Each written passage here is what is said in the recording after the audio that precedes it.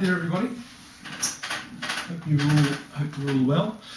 And continuing the series, I know sometimes people just come across these and aren't aware I'm in the middle of something. So we're in the middle of a series about dealing with past issues.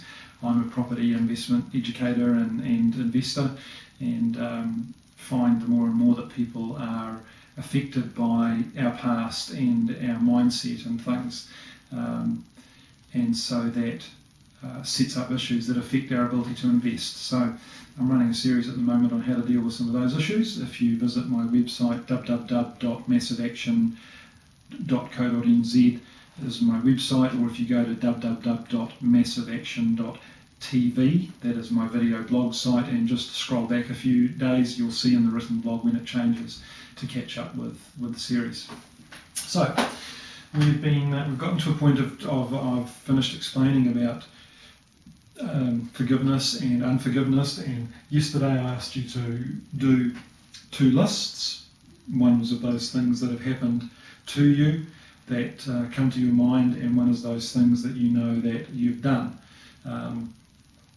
Because of the self-hatred and the difficulty in forgiving ourselves, I want to spend a bit more time on the dealing with forgiving ourselves. So we'll do the forgiving others first. I'll talk about that now, and we'll do the dealing with ourselves bit second. So when we're dealing with forgiving others, just to kind of recap, is that, as I said yesterday, I think that the reason that we need to forgive others is that the unforgiveness only affects us. It wounds us. It's not achieving anything good or positive in our lives, and we must understand that.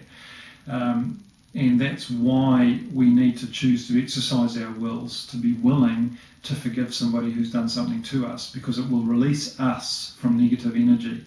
There's been lots of research done. I'm not going to go into too much detail here, but lots of research done on physically on people who struggle with unforgiveness and bitterness and things like that, and it releases toxic toxins into the system, and those people have less energy, they are sicker. It's scientifically proven that these issues affect us. Negative people are not as healthy as positive people, and people who are, and you can't be positive if you struggle with if you struggle with unforgiveness. So you need to understand that we're doing this for our benefit. We're not trying to let someone off the hook. If we don't do it, we'll never resolve some of the issues that might need, particularly depression. Whenever I come to do the blog, God just speaks to me so much about many of you who are depressed, and so I can only encourage you that one of the reasons you may be depressed is because of this issue that we are talking about, of the need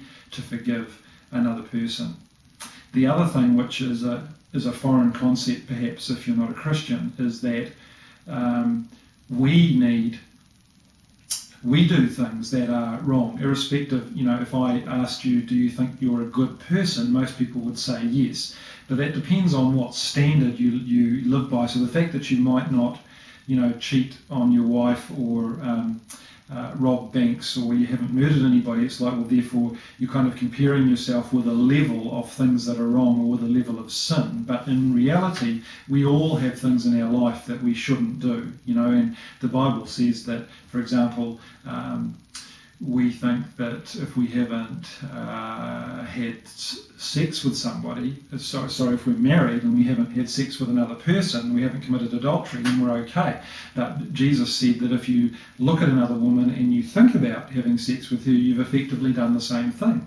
So that would instantly disqualify most men from saying, I've never sinned, to be brutally frank. And we think hatred, hateful thoughts and all those things. So there is an element in which we need to forgive others because we want to be forgiven. We tend to live in a world where we want justice for ourselves. Anything done to us, we want justice. But when we do something wrong, we want mercy.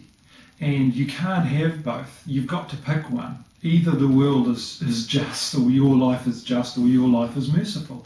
So if you're going to insist on the other people being like this, then you have to expect them to treat you the same way, because that's what you're kind of asking for. So I believe that there's a scripture that says that mercy triumphs over judgment.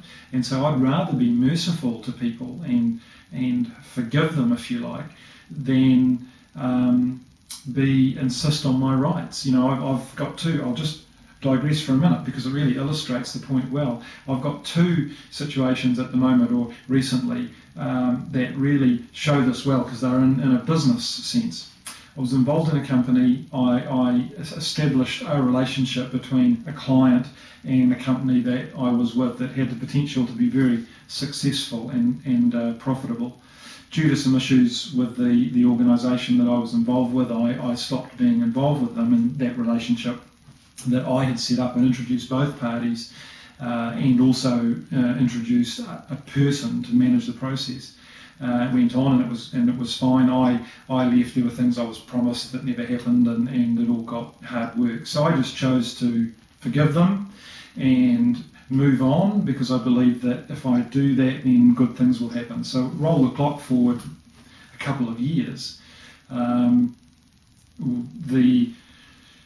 The client that I had originally, established contacts me, interested in establishing this relationship with me. It's a long story, but the short version is the thing that I walked away from when I could have done something about it and legally had rights and had been let down. I chose to let it go. I chose to forgive the people.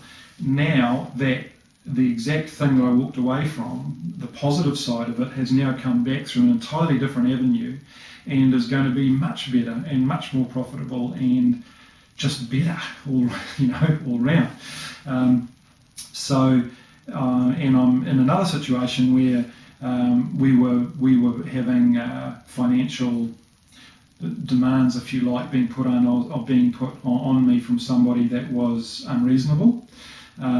And you could construe some documentation that existed that they were within their rights, but it was simply wrong. So to me, the relationship was more important than what was right. So I chose to forgive them. We paid several $1,000s that we needn't have paid. And I chose to forgive in that situation. I'm in a similar situation with the same group of people now, where again they're just being extremely unreasonable, and I'm refusing to fight. I'm choosing to forgive them. I'm choosing to not do anything about what is going on. But it's interesting that as a result of refusing to behave in the way that the world would say that I should, that people would expect, in other words, to get my rights, to get justice, I believe that because my attitude is to show mercy and not to insist on my rights, that is why my company, Massive Action, has grown. And I was not trying to build a company. In fact, I'm still not. I love to help people and to see the respect that people have for me and for Massive Action, and the support that we get at events. Wellington is nearly booked out. Christchurch, the bookings are fantastic, and everybody told me that nobody would come. And so why do they come? Why do people pay good money to come to an event of mine, and they won't spend the same money to go to somebody else's event in many cases? Well, I believe it's because I try and live what I teach, that I don't insist on my rights. I try and provide the best value for money. I try and teach people things with integrity. I live this. I'm not sharing this with you. I don't make any money out of you watching this blog, and I would never want to. It's not about that, but I'm saying that I just believe this. It works for me. Mercy triumphs over judgment. So I share all that with you because, as I know I've said almost every day, I'm trying to get you to keep listening to me, because this is more important than investing, ladies and gentlemen. This is your life. If I can help you embrace this, and I hope personally that it ends up in you finding God, but almost irrespective of that, if I can help you embrace this, you'll have a successful life. Making money is not what it's cut out to be. Once you've got enough, what then? But having a successful life is important. So I share this with you literally from the bottom of my heart, because I believe it so much, and I live it, and I find that it works. And it just works over and over and over again. So before we run out of time, we have to stop. Let me find the whiteboard. Okay, so let's talk about this list that I've asked you to do, which was where others have hurt you. So there's been an event and there's been a person involved. All right. Now, what I'm going to ask you to do, and it may not be something that you can do right now, but what the next step is, having done the work that we've done so far, is that you're going to have to make a decision about what you're going to do about your list. Now, what I mean by that is you're either you have to first of all, remember I talked about body, soul and spirit, so we have to engage your soul, and your mind, your will, and in some cases your emotions. But right, even though the wounding is in your spirit, it's in the area of your soul where you can start to make some decisions. So with people who have sinned against you, all right, people who you need to forgive, and I'm sorry it's not more complicated or interesting, but what is required is that you're going to have to choose to exercise your will and choose to forgive them. And the reason that you're doing this is to release yourself from the unforgiveness. It's not to let them off the hook. Now, what will happen is that if you're willing to choose to exercise your will to forgive, your mind will be going, no, don't do this. I don't want you to do this. Why do you want to do that? You were wrong. You were wounded. You've got no reason to let these people off the hook. And so I'm just warning you. That's your first or your second thoughts will be. Those of you who've been asking God to help you, God may intervene and stop this from happening. But you will more than likely be suddenly, even as you go to do it, you'll be thinking, why am I doing this? What's wrong with me? Right? That's because I believe there are spiritual forces, demons, angels, whatever you want to call them, but I believe there's a heaven and a hell, there's a Satan, there's a God. The last thing that Satan wants, the last thing that the forces of darkness want is you to learn how to forgive. They nailed Jesus to the cross partly because of this and the power, the ability that he gave us to do it. So the things within you, I don't mean the demons within you, but within yourself, within our natural self, we don't want to do this. I can only tell you that if you choose to do it, exercise of your will, it will set you free, and you're going to have to not ignore your mind, but you're going to have to tell your mind, no, I'm choosing this. I've listened to Dean, or if you're a Christian, I'm reading your Bible, whatever it is, I know that this is true. And so I'm going to do it. Now, the other thing that will happen is that with your emotions, you will not feel you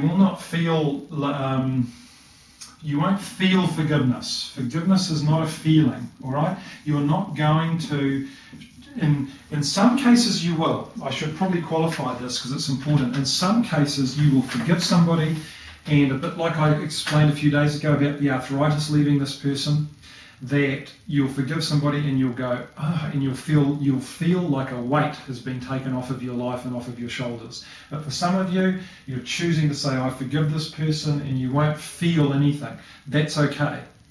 It's an act of your will. And you may have to revisit that. You may have to remind yourself that you have forgiven that person. In time, your mind and your emotions will fall into line. Because as you choose to exercise your will, that will enable your soul and your spirit to get healed. And that's something that God does. It's a supernatural thing. But if you decide to renege on this and go back to, I'm not going to forgive that person or whatever, you'll lose the benefit. Your mind and your emotions will try and exercise over your will. So that is what needs to happen.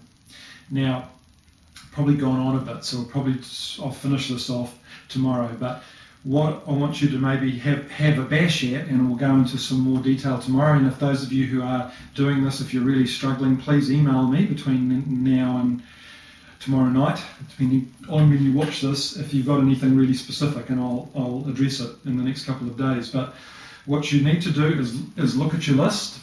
And it's a bit like, how sometimes when you prioritise things, we have things that are urgent but not important, and things that are important but not urgent.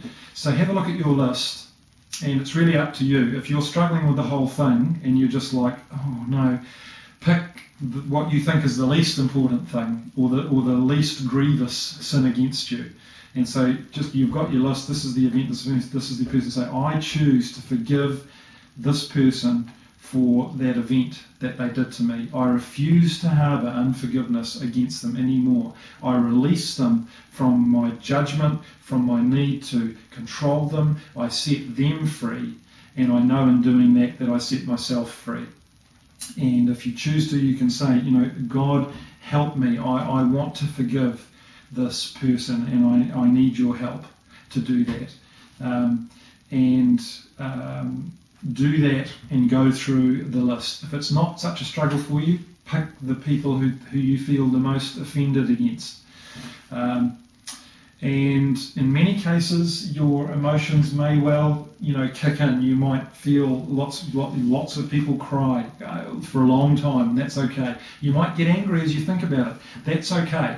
In fact, I would encourage you almost to allow the anger to come. Don't go around smashing things. But I remember a guy that I worked with in this a while ago up in Warkworth, and what he ended up doing was he put on a wetsuit and went out from the beach at Omaha into deep water and had a good yell and a scream and a swear at God for an hour or two, just to get the anger out of the system.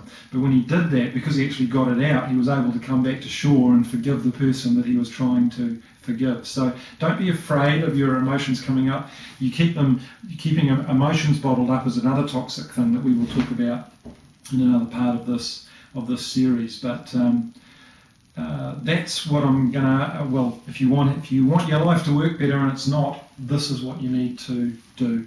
And just again, as I say, ask God to help you, but just say, I'm choosing to forgive that person. Keep the list so that when your mind tells you that that person is still anything so-and-so, you can go back to the list and say, no, on this date, put a date on the paper. That's why I said just to have it abbreviated. Just have a date on the paper. Say, no, I forgave that person on that date. I'm not revisiting this again. Now, you will reach a point where you're ready to burn that bit of paper or to throw it away, because you'll know that the issues are dealt with. We'll finish this off tomorrow. Please email me if there's anything that you like, that you're really stuck on or you haven't got. And tomorrow we'll finish off this about what to do if you're just unable to. That's what we'll talk about tomorrow, is what to do if I'm just unable. I'm sitting on my list and I just can't even say it. And then we'll get on to how to forgive ourselves. Again, thank you very much for the comments that I have from you, and stay safe, and we'll see you tomorrow night. God bless.